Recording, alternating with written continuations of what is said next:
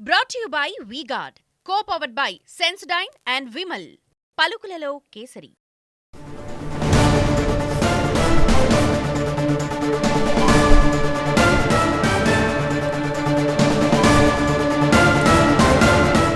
Breaking news చూస్తున్నాము. విశాఖ మేధావుల సభలో కేంద్ర మంత్రి రాజ్నాథ్ సింగ్ చేసిన కీలక వ్యాఖ్యలు ఇప్పుడు సంచలనంగా మారాయి. కాంగ్రెస్ మరోసారి మతం ఆధారంగా దేశాన్ని విడదీయాలని చూస్తోందని అన్నారు. అందుకే ఎన్నికల్లో ముస్లిం రిజర్వేషన్ల అంశాన్ని తెరపైకి తెచ్చిందని అన్నారు. కాంగ్రెస్ రిజర్వేషన్ నాటకాన్ని మోదీ బయటపెట్టారని అన్నారు రాజ్నాథ్. ప్రధాని అబద్ధాలు చెప్తున్నారని, కాంగ్రెస్ నేతలు మాపై దాడి చేస్తున్నారని, మతపరమైన రిజర్వేషన్లు తీసుకురావాలి అన్నదే కాంగ్రెస్ లక్ష్యం అన్నారు. అందరికీ న్యాయం జరగాలి అన్నది బీజేపీ ఉద్దేశమన్నారు రాజ్నాథ్ సింగ్. గతంలో ఏపీ కాంగ్రెస్ ప్రభుత్వం రాజ్యాంగానికి తూట్లు పొడుస్తూ ఒక మతానికి సంబంధించిన వారికి ఉద్యోగాల్లో రిజర్వేషన్లు కల్పించింది. ఉద్యోగాల్లో ఎస్సీ, ఎస్టీ, ఓబీసీ వారికి ఉండే వెసులుబాటులో కోత విధించారని, ముస్లిం రిజర్వేషన్లకు ప్రాధాన్యత ఇచ్చారని, ఓటు బ్యాంక్ రాజకీయాల కోసమే ఈ చర్యలకు పాల్పడ్డారని ఆరోపించారు రాజ్నాథ్ సింగ్.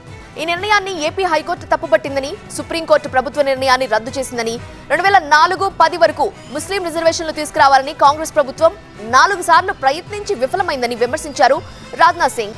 ముస్లిం బుజ్జగింపు రాజకీయాలకు కాంగ్రెస్ ఏపీని 2004-14 మధ్య ప్రయోగశాలలా వినియోగించింది అన్నారు. ఇప్పుడు మళ్లీ కాంగ్రెస్ మేనిఫెస్టోలో మత ఆధారిత రిజర్వేషన్ల ప్రతిపాదనను తెచ్చింది అన్నారు రాజ్నాథ్ సింగ్. वोट बैंक की पॉलिटिक्स किस लेवल तक जाकर की जा सकती है और कांग्रेस ने किया है, इसकी मैं आप सबके सामने चर्चा कर रहा हूं. अब 2024 में कांग्रेस का जो मैनिफेस्टो लेकर आई है उसके भीतर फिर से मुस्लिम रिजर्वेशन का दांव बड़ी चालाकी से चला गया है. इनडायरेक्टली हमारे प्रधानमंत्री मोदी जी ने जब कांग्रेस की इस क्लेवरनेस को एक्सपोज किया तो कांग्रेस आज पूरी तरह से उनके ऊपर अटैक करने पर आमादा है. कांग्रेस कहती है कि प्रधानमंत्री इज टेलिंग लाई, झूठ बोल रहे हैं, जब सच्चाई यह है कि कांग्रेस खुलेआम इस देश की जनता की आंखों में धूल झोंक रही है.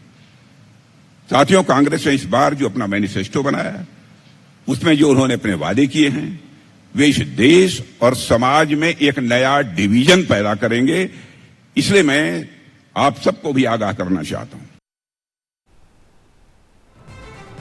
రిజర్వేషన్ల విషయంలో ఎవరికి అన్యాయం జరగకూడదు, అందరికీ న్యాయం జరగాలి అన్నదే బీజేపీ ఉద్దేశం అంటున్నారు రాజ్నాథ్ సింగ్.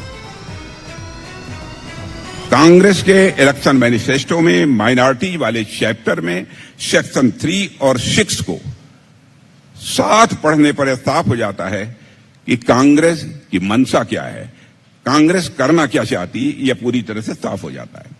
सेक्शन 3 में लिखा है कि we will encourage and assist students and youth belonging to the minorities to take full advantage of the growing opportunities in education, employment, business, services, sports, arts and other fields. जबकि section 6 में लिखा है we will ensure that the minorities receive their fair share of opportunities in education, healthcare, public employment, public works contracts, skill development, sports and cultural activities without discrimination. अब ध्यान से सुनिए, एक तरफ कांग्रेस माइनॉरिटीज के नौजवानों को बढ़ावा देगी ताकि education, employment, business, services, sports, arts and other fields में उनकी भागीदारी बढ़े. दूसरी तरफ यह सुनिश्चित करेगी कि उनको उनका हिस्सा मिले.